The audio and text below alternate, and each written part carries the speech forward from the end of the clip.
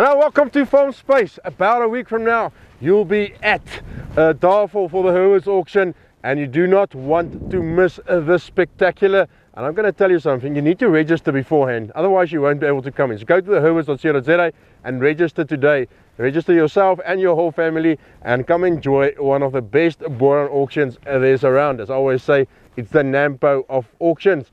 And I'm going to talk you to Simeon about the females and just find out exactly what you can expect this year and why I say it's such a special auction. Simeon, welcome back again on Farmspace. Thanks, Dennis. Thanks very much.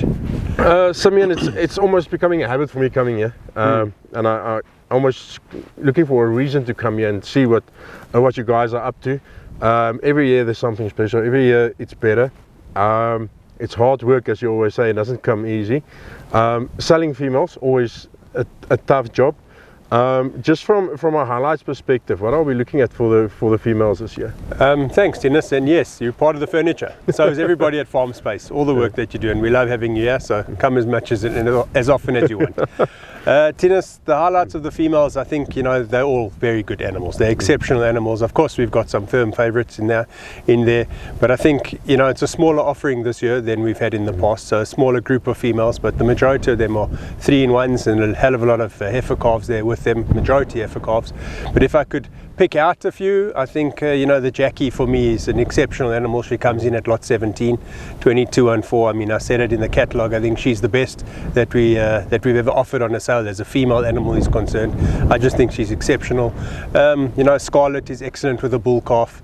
We've got a lovely Picasso heifer calf out there. I mean, the heifers themselves are fantastic. The Jumbo daughter is a highlight. Cindy, the Ronaldo daughter, and these are the ones that are just coming to mind as we speak. But the genetics, the diversity, and the quality, they are all highlight animals actually. Yeah, if you look at these highlight animals, if you want to call them that, but we've spoken about it in our previous video, and just seeing that these herd sires that you've used in the last 5 years or 6 years or 10 years almost, if you start from the production auctions, are starting to come through.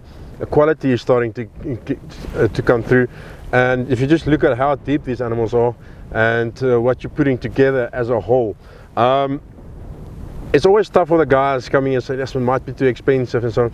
But yeah, sometimes good animals go for lower prices, even at a Hurwitz auction. And the guys should come through, even if they might not be right for their budget. Yes, I mean, I can't agree with you more. So, you know, I did a little recon the other day of the catalogue now that it's finished, and I went through it and I had a look, and you know, I surprised myself to see that there's 39 lots on the sale. Yes, there's some A and Bs, but they still go down as one lot, 39 lots. Out of the 39 lots, there's 41 different herd sires that have been used to create 39 lots. That's unbelievable. Yeah, so that's for the first time ever, we've actually got more sires used than the lots on offer.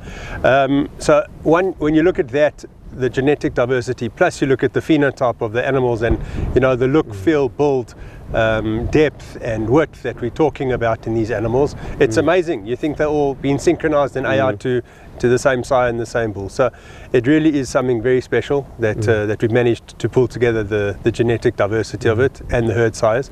And then yes, when we look at these animals, you know, we gobsmacked almost. So when people turn around and eventually do the post-mortem on the auction and say it's expensive, it's cheap, it's this, it's that, quality up, quality down, you know, everybody's entitled to their opinion. What we can do as farmers and as breeders is at least try our best to offer what we perceive is our best and put them on a sale, and then the market must determine what happens, who goes where, who stays on the farm, who doesn't get sold, who doesn't even get a bid, I don't know. But you know, in the past, our production auction in August and then our summer sale in October has always had this little trade-off of people's opinion as to what goes on. And I can tell you, we can look at the stats, but the cheapest animals we sell have been on the August auction, the cheapest bulls we've sold have been on the August auction, and the averages, you know, in the October auction have been sometimes better than the August auction. So people must understand, and the buyers must understand, the community must understand that as Hurwitz Farming, we've got a big herd of cattle. We have an obligation to sell the cattle. We can't keep them all. It's part of sharing the genetics, and that's what stud breeding is about. So the August auction has a part to play. The summer sale has a part to play, and so we go. But the quality is definitely there, and I think yes, people who do attend the auction will certainly enjoy and be impressed with the animals.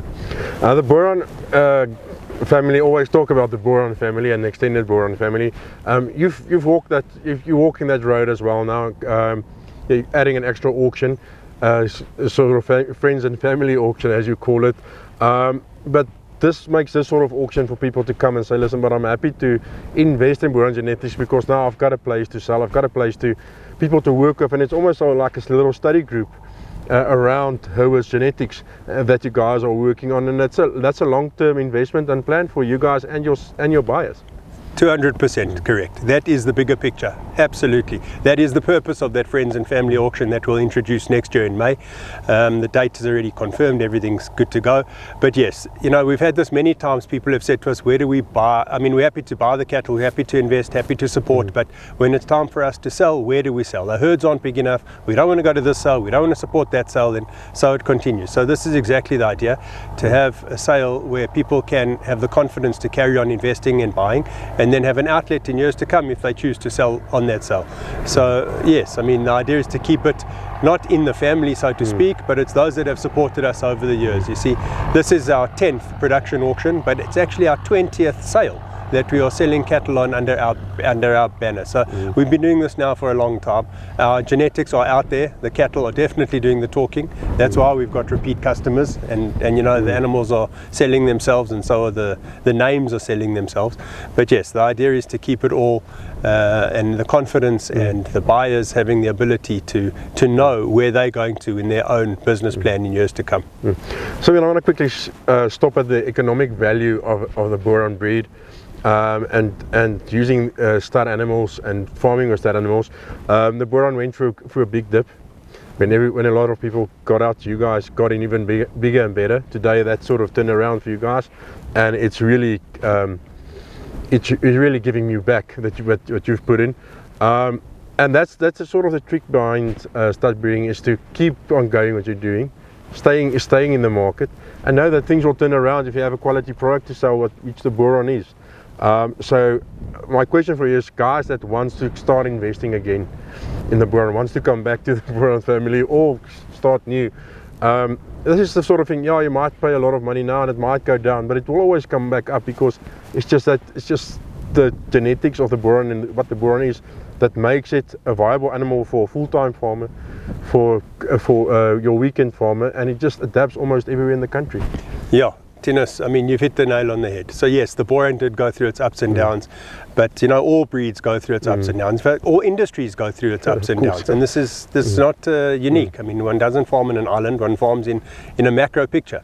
So yes, we were true to the Boran, and the Boran's been true to us. It's been good to us. It does what it needs to do for us as a functional economic unit to farm with, and for that we've stayed loyal to it as well. I mean, now there's the business side of it, and then there's the passion side of it as well, and they both have to marry up, and that's actually, you know, the art of stud breeding. You can't just do it for the returns, you've got to also do it for the emotional side and for the passion side of it as well.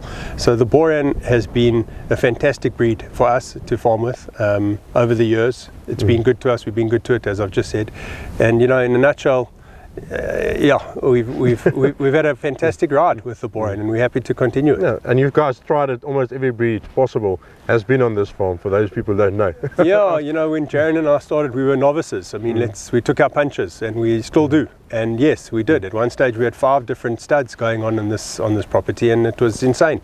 And those that knew laughed at us, and those auctioneers took our money gladly. But we eventually wisened up, and we started to focus, of which the Boran became the concentration. Now, as we won't know, the Drought Master also plays a part within the breeding program, and those are the 2 wickets that we're batting in between for now.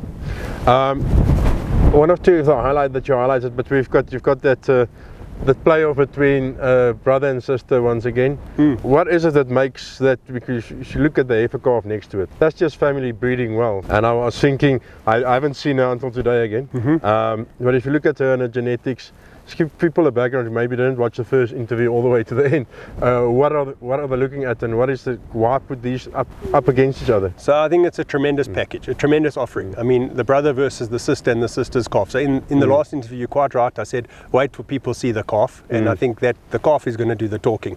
So the genetics involved there is Jameson is the sire of the two, the brother and the sister, and the mother is Felicia. Now, the root of those two animals is actually B96615 Winnie, who's the foundation cow and probably the mother of the breed.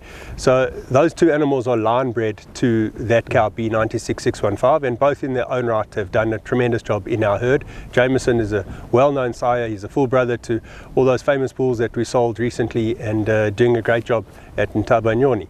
Now, if you take the calf at foot, who is out of Jasper, who is another one that's related to those genetics. Now, Jasper is another Khan Jasmine, in fact the sister of Hot 1024, the full sister. So in the calf you're getting a baby calf that's 3 times line bred to 96615. She incorporates Hot 1024 Jasmine and WGO 902 Jasmine. She incorporates Khan twice. She's got Caesar in her. She's got the Felicia line, who's full sister to Hublot's mother, and so it continues. So this is, you know, keeping it in the family and understanding the genetic side of it, which really, really helps. And then when you put the calf at foot and you see the bigger picture and the puzzle all coming together, it's an amazement.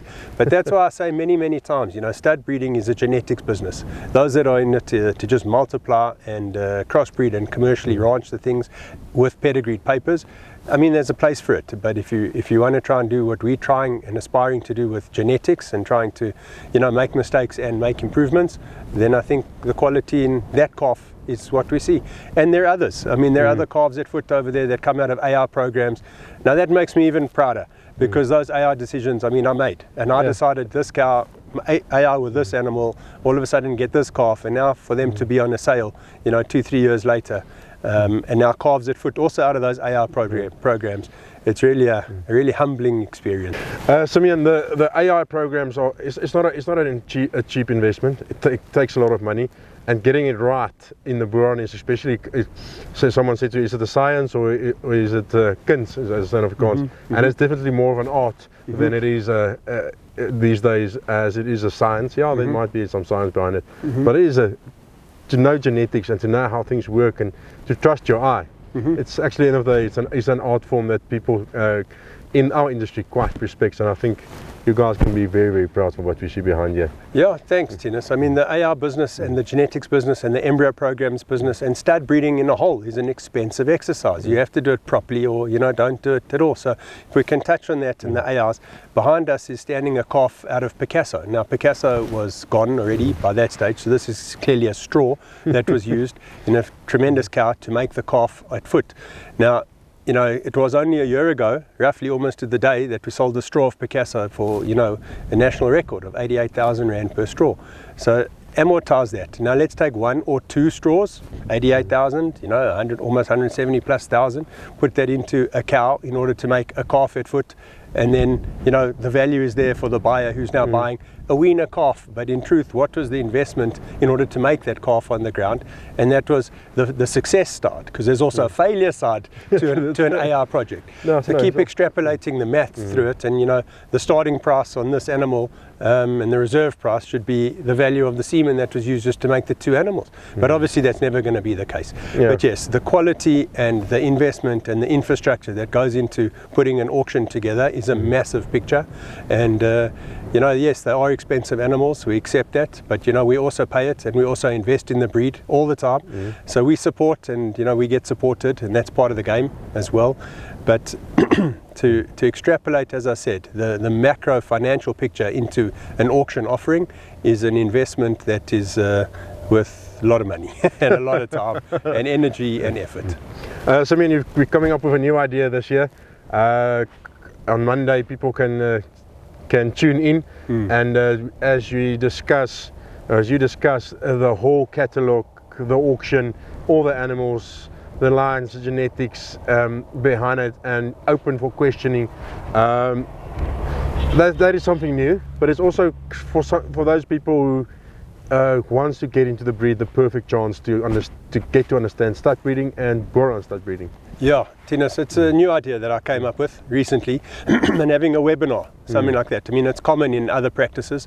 So I wanted to give the opportunity for myself to talk to people that are interested in the animals, the genetics, the catalogue, to listen to what I have to say. I'm not the authority at all, but I mean, they are my animals. I did breed them and I did put them together. And if somebody wants to, you know, tune in and listen, then by all means, because to summarize, when you get to an auction, it's an intimidating atmosphere. I mean, it is. So to now try and look at the remarks that's written there in the catalogue, or listen to the auctioneer try and explain the genetics, or what's at foot, or what's he seeing, that's all part of the auction process. But to actually understand the product, I just thought it's a nice touch for people to tune in, listen, take the hour, understand why I did what I did, who I did, where this animal comes from, why do I say that this is a matriarch, why do I say they come out of proven lines, how do I prove and validate that the grandmothers have bred stud bull A, B, C and D that are doing a wonderful job in herd, EFG, etc. So I just thought, you know, it hasn't been done before, and let's try it and see what happens. So yeah, Monday night I want to try and get it off the road and see what happens. Thanks. Hopefully there'll be somebody listening. Sorry, I'll be Tinus. listening. Yeah. So we'll see you Monday night then, and thank you for talking to me. Always, Tinus, a pleasure. Thank you.